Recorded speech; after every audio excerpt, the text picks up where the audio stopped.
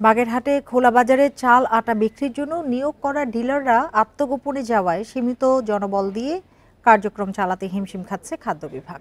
এতে পৌরসভার নিম্ন আয়ের উপকারভোগীরা বিপাকে পড়েছেন।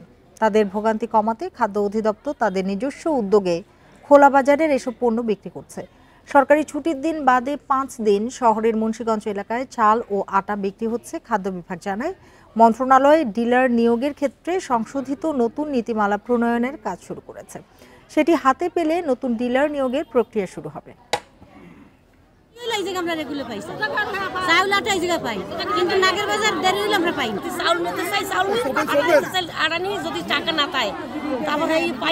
খাদ্য বিভাগের নিজস্ব ব্যবস্থাপনায় বাগেরহাটে যে খাদ্য বিভাগের নিজস্ব স্টাফ আছে, সেই স্টাফদের মাধ্যমে আমরা এই বিতরণ কার্যক্রম অব্যাহত রেখেছি। অতি শীঘ্রই আমরা ওএমএস এর একটি নতুন সংশোধিত নীতিমালা পেতে যাচ্ছি।